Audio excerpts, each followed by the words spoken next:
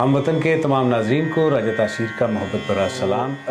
ایسے قوال جنہوں نے قوالی کی لیگیسی کو اپنے ساتھ رکھا اور اس کی جو اصل شکل ہے قوالی کی اس کو قائم رکھا، ابو محمد اور فرید صاحب۔ آئیے بلا تاخیر جو ہے وہ سوالات بہت سے ہیں، وقت قلیل ہے تو اس لیے کرتے ہیں۔ حضور پہلے تو آپ کو بہت بہت خوش آمدید۔ مجھے پتہ ہے کہ آپ جیٹ لیگ میں بھی ہیں، تھکاوٹ بھی بہت سی ہے آپ کو، سفر بھی یہ بھی زندگی کا ساتھ ہے۔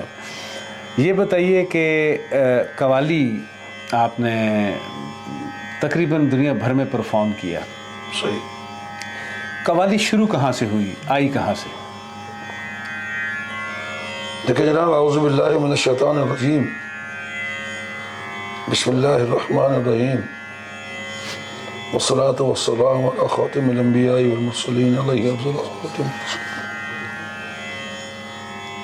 میں بہت کم پڑھا لکھا آدمی ہوں، بہت کم پڑھا لکھا آدمی۔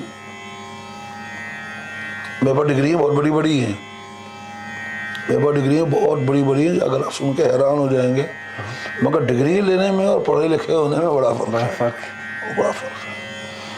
تو میں یہ سمجھتا ہوں کہ میں بہت کم پڑھا لکھا آدمی ہوں، کہ میں ابھی تک وہ چیز نہیں حاصل کر پایا کہ جو میری دل کی خواہش تھی اور میرے والد صاحب قبلہ کی یہ خواہش تھی کہ یہ اس مقام تک پہنچے۔ دنیا میں گھوم رہا ہوں، آپ لوگوں کی محبت کے اندر پیار کرتے ہیں لوگ۔ خیر میں آتا ہوں سوال کی طرف۔ کوئی بھی چیز آج تک، شروع سے لے کے آج تک، کوئی چیز نئی تخلیق نہیں ہو سکی۔ واہ واہ واہ۔ کوئی بھی چیز تخلیق نہیں ہو سکی، اس کو آپ دریافت کہہ سکتے ہیں۔ واہ واہ۔ دریافت میں اور تخلیق میں بڑا فرق ہے۔ میں بڑی تیزی سے اس جملے کو سمیٹ رہا ہوں۔ تو اسی طرح قوالی، اگر ہم قوالی کو پیغام حق سمجھ لیں، قوالی کو بریکٹ میں کر دیں اور اس کو پیغام حق اوپن کر دیں، تو قوالی کا مقصد واضح ہو جاتا ہے۔ واہ واہ واہ واہ۔ قوالی کو اگر پیغام حق کریں، سچائی کا پیغام، تو وہ قوالی کو سمجھنے کی ضرورت نہیں رہتی۔ کیا کہنا؟ اب قوالی جب سمجھیں گے جناب وہ عربی کا لفظ ہے، اور یہ ہوا تھا، وہ ہوا تھا، قول سے ہوا تھا، قالا یقول ما قالا، تو یہ بحث غلط ہے۔ پیغام حق، واہ۔ اور یہ پیغام حق ہر دور میں اللہ کے نیک بندے دیتے رہے، چاہے وہ زبور ہو، تورات ہو، انجیل ہو، قرآن ہو، دیگر صحائف۔ آپ نے سنا ہوگا، میں نے تو خیر پڑھی بھی ہے، وہ زبور میں وہ باقاعدہ نغمے لکھے ہوئے ہیں، ان نغموں کی کمپوزیشن ہے۔ واہ۔ ان نغموں کی، اور وہ کمپوزیشن جب سے ہی چلی آ رہی ہے، لوگ اس میں کبھی کبھار گڑبڑ کرتے ہیں، مگر وہ حضرت داؤد علیہ السلام، جی وہاں کی بتا رہا ہوں۔ تو حضرت داؤد جو ہے وہ نغمے پڑھا کرتے تھے، اللہ کے دیے ہوئے نغمے۔ واہ۔ وہ جو قرآن یا وہ جو کتاب ان پر اترتی تھی، وہ نظم کی صورت میں پڑھ کے سنایا کرتے، کیا کہنا؟ اور اس کی ایک لے ہوتی تھی، اس کا ایک سر ہوتا ہے۔ تو بات آ گئی پیغام حق پر۔ جلدی سے ہم آتے ہیں نیچے قوالی کی طرف۔ وہ 2000 سال پہلے کا دور گیا، 1000 کا دور گیا، 1500 کا گیا، اب میرے سرکار کا دور آ گیا، رسول اللہ صلی اللہ علیہ وسلم کا۔ تو یہاں پر بھی وہ طریقہ جو ہے وہ چلا آ رہا ہے، تو رشد و ہدایت، پیغام حق۔ پیغام حق، واہ۔ جیسی اسلام پھیلا، جیسی اسلام سرحد عرب کی سرزمین سے باہر نکلنا شروع ہوا، تو زبانیں بدلنے لگ گئی۔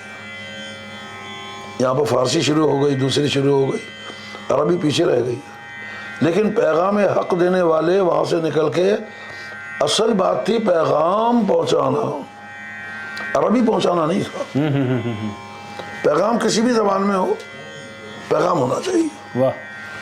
تو جس وقت خواجہ غریب نواز رحمۃ اللہ علیہ یہاں پر آئے، تو بڑا مشہور واقعہ ہے، میں اس کو تھوڑا کر رہا ہوں۔ جس جگہ انہوں نے ٹھہراؤ کیا، 30-40 لوگ، جتنے بھی لوگ ان کے ساتھ تھے گروپ کے اندر، ایک جنگل میں پہاڑ کے اوپر جا کے بیٹھ گئے۔ ان کو کسی سے لینا دینا نہیں، نمازیں پڑھتے تھے، عبادت کرتے تھے، اذانیں دیتے تھے، آپس میں گفتگو ہوتی تھی۔ اسی دوران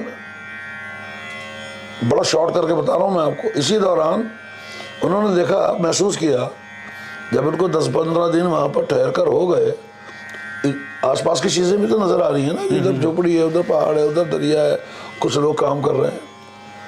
تو جس وقت مغرب کی اذان ہوتی تھی یا فجر کی اذان ہوتی تھی یا ظہر کی عصر کی، تو وہ جو اذان دینے والا تھا، جس کی ڈیوٹی تھی، وہ نہایت الہان اور موسیقی میں آواز دیتا تھا۔ کیا کہنا۔ اور موسیقی اس علاقے کے لوگ سمجھتے تھے، سر کو سمجھتے تھے، چونکہ ان لوگوں نے سر کو خدا کہا ہے، سر ایشور۔ تو جس وقت یہ کھڑے ہوتے تھے، اللہ اکبر اللہ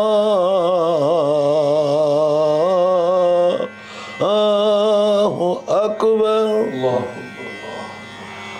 اشہد ان لا الہ الا اللہ، ان کے کان یہ کہہ رہے ہیں کہ یار یہ جو آواز آ رہی ہے بڑی سریلی ہے۔ یہ ویسے راگ بھیروں نہیں لگتا تھوڑا سا؟ وہ ہم بعد میں بات کریں گے، ابھی ابھی خسرو ادور ہے۔ تو راگ بھیروں میں اور بھیروی میں بڑی بڑی لپک ہے، چاشنی ہے اس میں۔ تو وہ لوگ جھاڑیوں کے پیچھے سے آ کر سنتے تھے، اس کو سنتے تھے، اور آپس میں کیا بولتے تھے، یہ کیا بولا، اللہ اکبر اللہ،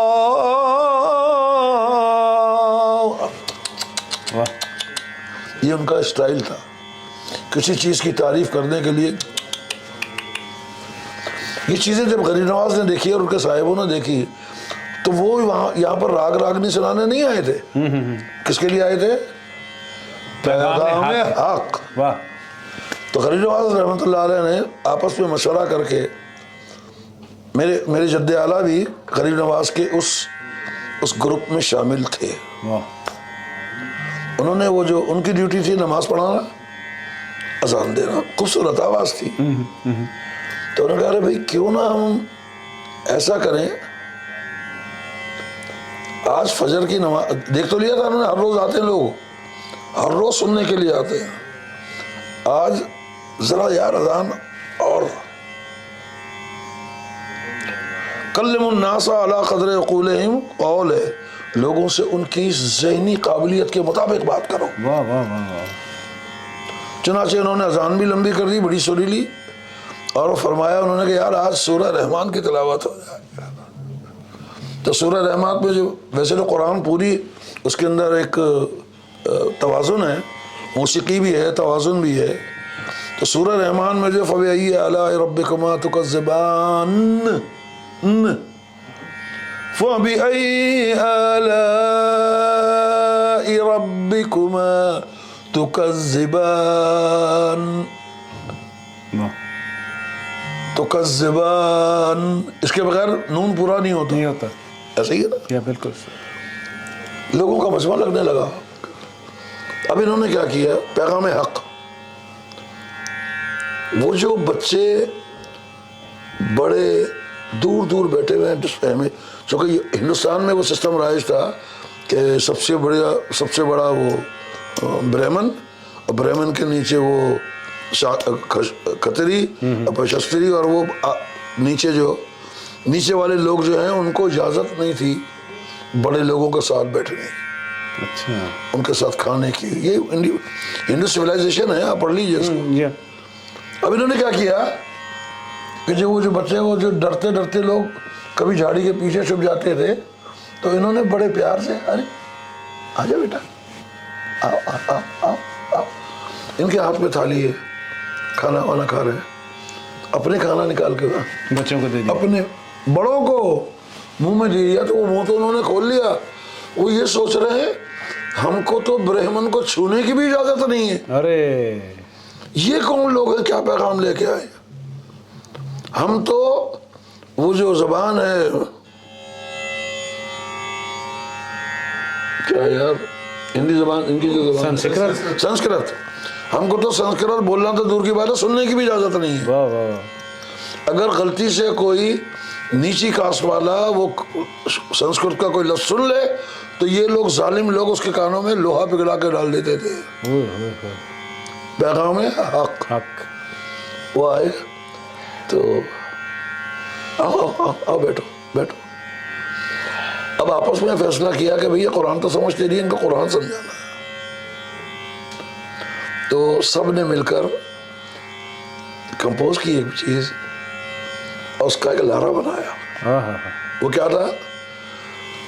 اللہ اللہ اللہ اللہ اللہ اللہ اللہ اللہ اللہ پیغام حق. اللہ اللہ اللہ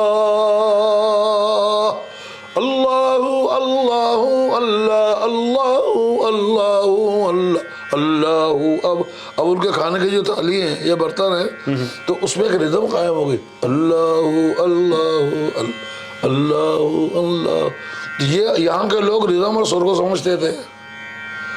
جب یہ یہاں سے واپس جاتے تھے اپنے گھروں کو تو ایک دوسرے کو سناتے تھے یار آج تھالی کے اوپر اللہ اللہ اللہ اللہ اللہ. عربی نہیں سمجھتے. اس طرح یہ پیغام چلتے چلتے چلتے چلتے غریب نواز نے 90 لاکھ لوگوں کو مسلمان کیا. وہاں سے ہم تیزی سے آتے ہیں حضرت امیر خسرو کی طرف. دربار خلجی ہے. اچھا صوفیہ کرام میں قوالی سما کے نام پر ہوتی تھی. آپس میں بیٹھتے تھے, حلقہ بنا کر بیٹھتے تھے. کسی نے ایک شعر پڑھ دیا کوئی اچھا معرفت کا تو اس میں سبحان اللہ پھر سب مل کے وہ پڑھتے تھے. بخوبی ہم چمیتا بندباشی بخوبی ہم چمیتا بندباشی بخوبی ہم, ایک ذکر ہو جاتا تھا. اب انہوں نے خلجی کے دور میں ساؤتھ انڈیا سے ایک شخص آیا, اس کا نام تھا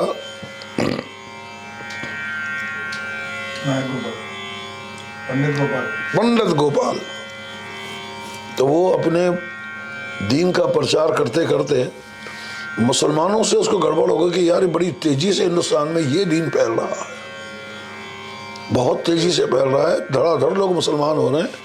تو یہ بڑا موسیقی کے اوپر فلسفے پر اس پر یہاں کے بادشاہ اور وہاں کے بڑا دعویٰ کرتے. چلو وہ دربار خلجی میں آیا, اس نے آ کر کہا کہ مجھے آپ سے کچھ پوچھنا ہے.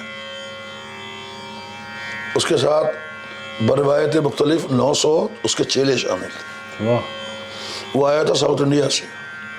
تو ساؤتھ انڈیا میں جو موسیقی تھی اس کا باقاعدہ نام تھا, راگ کا نام تھا, لے کا نام تھا, فلانا ڈما کا, اس کے مضامین کا نام تھا. تو وہ آ کے سوال کرتا ہے اپنی اس زبان میں, اور وہ سوال ہے پڑھ دوں؟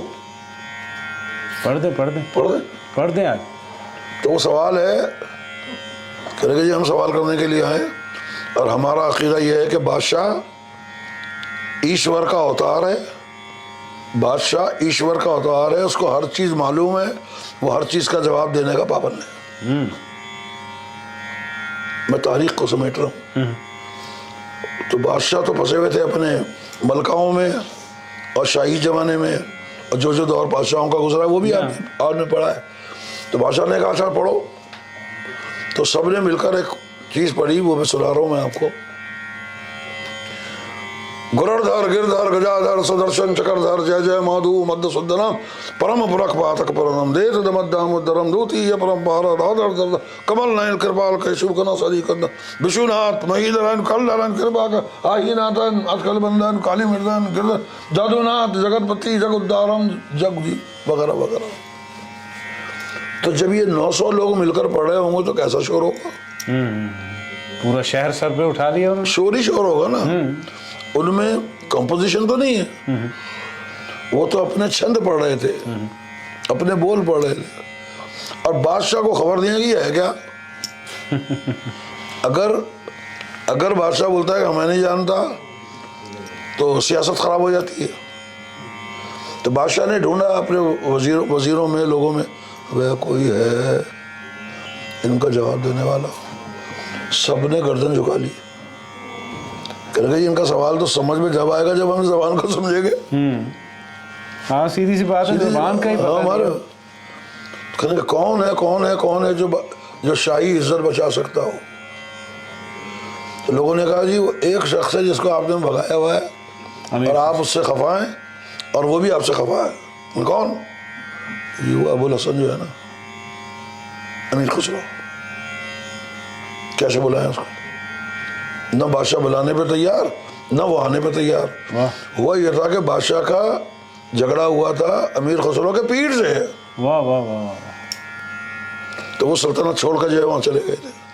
اب جب یہاں پر بادشاہ کے پاس پیغام پہنچا تو خسرو نے کہا جی میں تو نہیں آ رہا, میں تو اپنے پیر کے ساتھ ہوں, میرا پیر بولے گا تو جاؤں. تو بادشاہ نے اپنا غرور توڑ دیا, امیر خسرو کو بلانے کے لیے اپنا غرور توڑ دیا اور اپنے بندے کو بھیجا کہ جا کے حضرت سے کہنا نظام الدین اولیاء سے کہ وہ اسلام اور اسلام کی ریاست خطرے میں ہے. داؤ کھیلا اس نے, یہ سیاسی گئے ہوئے ہیں. تو حضرت مسکرائے کہ کیا چاہتے ہو؟ کہ جی اس نے کہا کہ امیر خسرو جواب اگر دے دیں اس کی تو عزت بچ جائے گی. پلاننگ تو چل رہی تھی. بادشاہ نے اس ٹولے کو کہا کہ بھائی تم یہاں پر ٹھہرو, ابھی تم شاہی مہمان ہو, دیکھیں گے. ابھی مختصر یہ کہ امیر خسرو پہنچے. امیر خسرو نے جا کے کہا کہ جی میں بھی سوال سننا چاہوں گا, اور پردے میں بیٹھ کر انہوں نے وہ سوال سنے. اب ایک مرتبہ میں صرف ایک سوال کو پورا پڑھ دیتا ہوں. اب وہ تھوڑا سا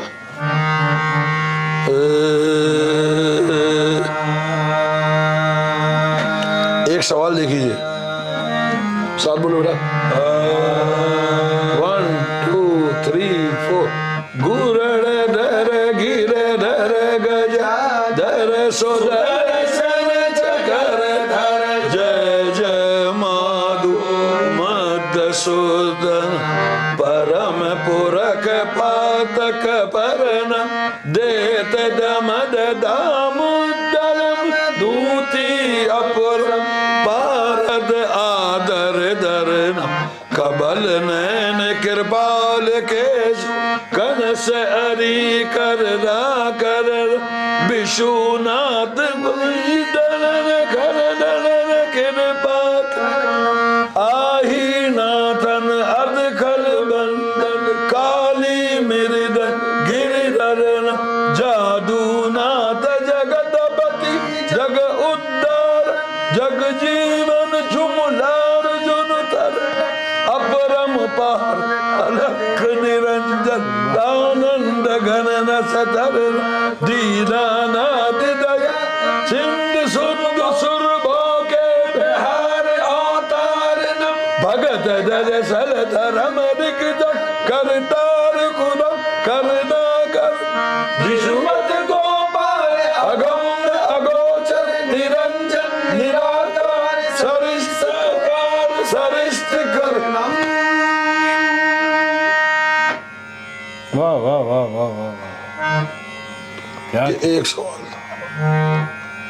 امیر خسرو کی یادداشت غیر معمولی تھی. وہ ایک نظر دیکھ کر فوٹوگرافک میموری جس کو بولتے ہیں نا, صرف ایسے دیکھ کر پوری کتاب کو یاد کر لیا کرتے ہیں. اسی طرح ایک مرتبہ سن کر سب چیز یاد کر لی. تو امیر خسرو نے کہا کہ جی میرے پیر کی وجہ سے میں اس کا جواب دوں گا, مگر میری ایک شرط ہے کہ میں 6 مہینے کے بعد جواب دوں گا. تو انہوں نے نفسیاتی گیم یہ کھیلا. بادشاہ کی اجازت ہو گئی. وہ انہوں نے 12 بچے کہیں سے اٹھائے, راجوں کے, مہاراجوں کے, وزیروں کے, جن جن آوازوں کو انہوں نے مناسب سمجھا اپنے جواب کے لیے. اس طرح 12 بچوں کی ایک ٹولی بنائی. 12 بچوں کی ایک ٹولی بنائی. اس ٹولی کا سربراہ مقرر کیا ایک لڑکے کو جو عمر میں ان سارے چھوٹے چھوٹے بچوں سے بڑا تھا اور آلریڈی تعلیم حاصل کر رہا تھا. ان کو تو تعلیم دینا ہے. اب یہ جو یہ آلریڈی تعلیم حاصل یہ آلریڈی تعلیم حاصل کر رہا تھا. اس کا نام تھا سامت بن ابراہیم. سلامت بن ابراہیم. واہ. وہ 10-11-12 سال کا لڑکا تھا. خیر اس کی سرکردگی میں ایک ٹولی بنائی اور اس نے سوال کیا تھا اپنا. اس سوال کا نام تھا گیت گوبند چھند پربند دھوہا ماٹا. اس طرح کے 8 سوال تھے جس کے سبجیکٹ یہ تھے.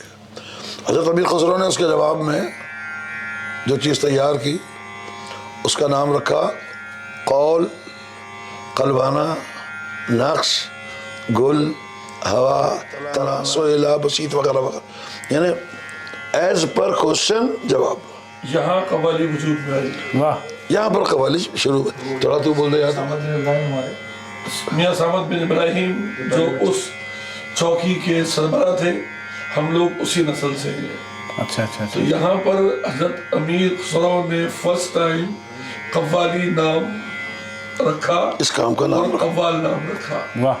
یہ اس کی پوری ہسٹری ہے. اس کے نتیجے میں وہ پنڈت گوپال اپنے 900 لوگوں کے ساتھ مسلمان ہوا. واہ.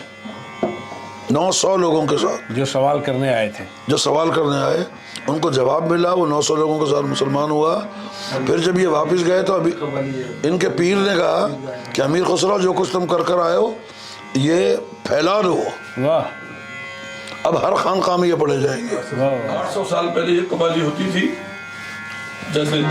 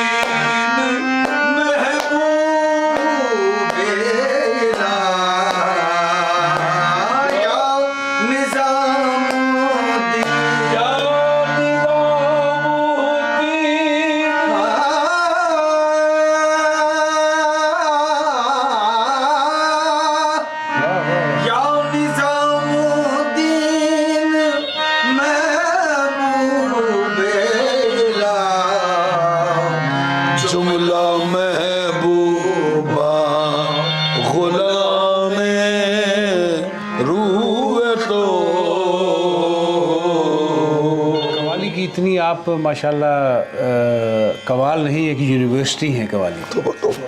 آپ کا جو رتبہ ہے وہ آج میں بھائی نے میرے بچے نے ایک لفظ کہا ہے کہ جو آپ قوالی کی یونیورسٹی ہیں, تو یہ یونیورسٹی ایک جملہ بول رہی ہے. اس کو یاد رکھ لیجئے کہ جس کو آپ یونیورسٹی کہہ رہے ہیں وہ تربیت یافتہ ہے مگر ان کے مقابلے پہ ذرہ بھی نہیں ہے, ابھی کچھ بھی نہیں آیا, کچھ بھی نہیں آیا. لیکن بڑوں کے مقابلے میں آپ یونیورسٹی. استغفر اللہ. جی یہ سوال میرا یہ ہے کہ جو اس وقت قوالی کے ساتھ حال کیا جا رہا ہے, وہ گٹاریں پیچھے رکھ لی, قوالی میں تو گٹار کا کوئی کام نہیں ہے. ड्रम्स रख लिए।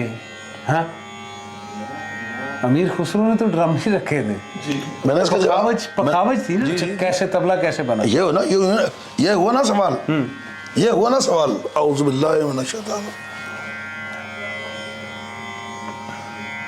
किस इलाके के रहने वाले हैं आप? मैं गुजर खान, गुजर खान, रावलपिंडी। रावलपिंडी गुजर खान में अभी आपको गांव देहातों में, अब भी गांव देहातों में, हमारे सिंध में भी आपको इतने बड़े बड़े मटके मिलेंगे ऐसे, जी हाँ, जो तबले की शक्ल के होते हैं जी हाँ। यूं। घड़ा एक साज के तौर पे बजता है हमारे यहाँ। नहीं, हम तबले पे जा रहे हैं। तो वो तबल एक लफ्ज है, तबल एक लफ्ज है जो जंगों में एक ढोल बजाया जाता था, जंगों में एक ढोल बजाया जाता था और उसके कुछ पैगाम होते थे, उसको उसे कहते थे तबल बजाना, जंगे तबल बजाना। तो वो तबल बड़ा होता है और वो जैसे बांध के डराडन डराडन डराडन। और फारसी में जिस लफ्ज के साथ भी छोटी हे लगा दी जाती है ना, तो बड़े को तबल और छोटे को तबला। वाह वाह वाह। बड़े को तबल। अब ये कव्वाल जो है इतना बड़ा तबल लेके तो नहीं घूम सकते, वो गलत है। जिसने भी कहा है कि वो पकावज को काट के बना, गलत है। और मैं तारीखी तौर पर प्रूफ भी दे सकता हूँ।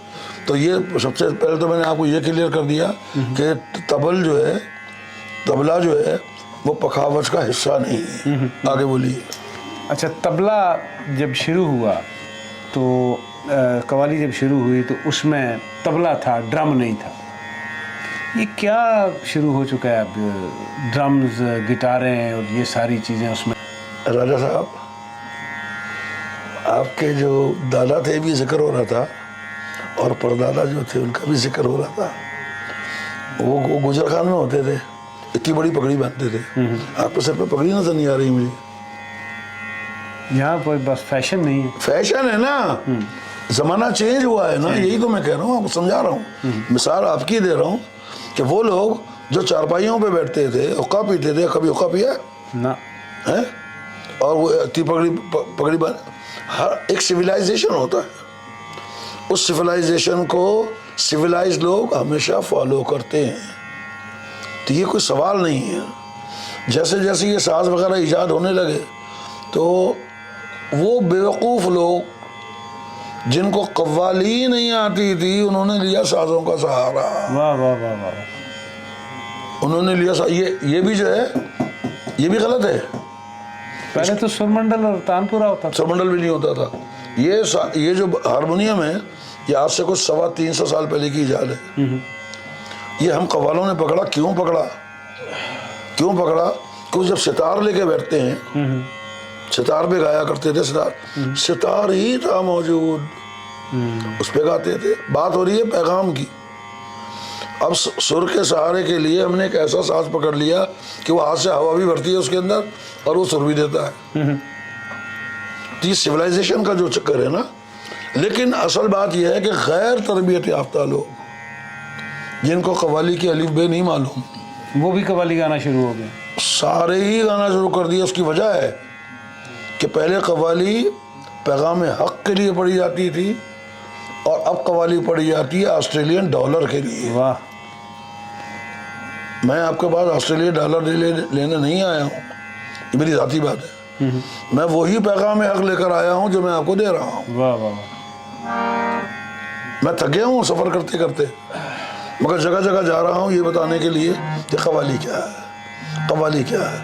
तो जिसकी नसीब में आ जाए, जिसके नसीब में आ जाए वो सीख ले। क्योंकि कव्वाली में हर, जैसे कि भाई ने भी सदाई की बात करी, पंजाबी बात करी, हम अपने इस इंटरव्यू का इख्तिताम बाबा बुल्ले शाह रहमतुल्लाह अलैह के कलाम, उस कलाम से पहले एक मेरी हमेशा रिक्वेस्ट होती है अपने नाजरीन के लिए, कुछ जाते हुए हमारी जो नौजवान नस्ल है उसके लिए एक पैगाम देते हैं।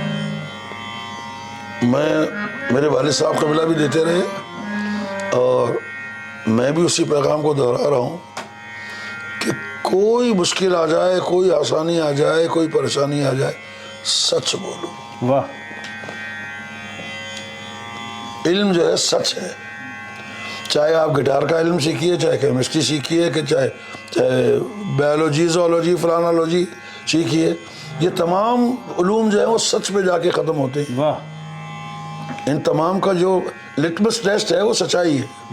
تم اپنے کردار میں سچائی پیدا کرو. کیا بات. ناظرین، یہ جو بات کہی گئی، اگر ہم سچ پہ قائم رہیں اور سچ بولیں تو ہو سکتا ہے وقتی طور پہ یا کسی جگہ پہ ہمیں مشکلات کا، دشواریوں کا سامنا ہو، لیکن تیرے عشق نچایا کر تھیا تھیا، تیرے عشق نچایا کر تھیا تھیا، چھیتی بونی وے طبیبا، چھیتی او بونی وے طبیبا، چھیتی بونی وے طبیبا، چھیتی بونی وے. چھیتی بونی کو یاد رکھنا.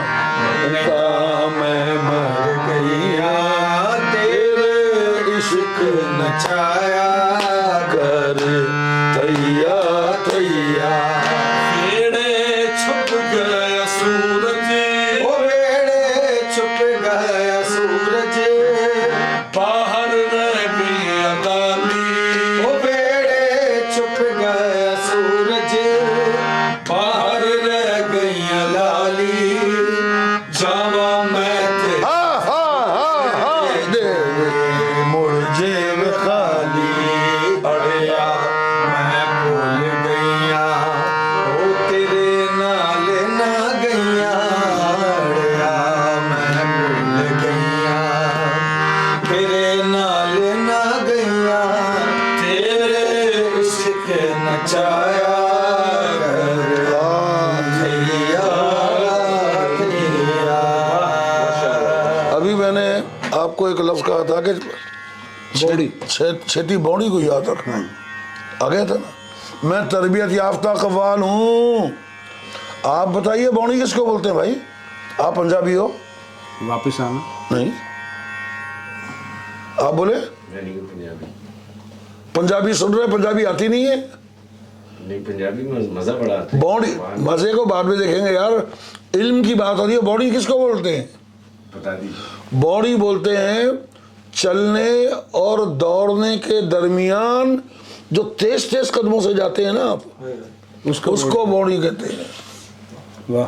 ہے نا؟ جب آپ یوں کر کے، یعنی آپ کے اس کو بھاگنا نہیں ہوتا لیکن اسپیڈ بڑھانی ہوتی ہے، تو وہ بے چینی کی علامت ہے. واہ واہ واہ. ارے چھیتی بونی وے طبیبا وے چھیتی. بہت شکریہ.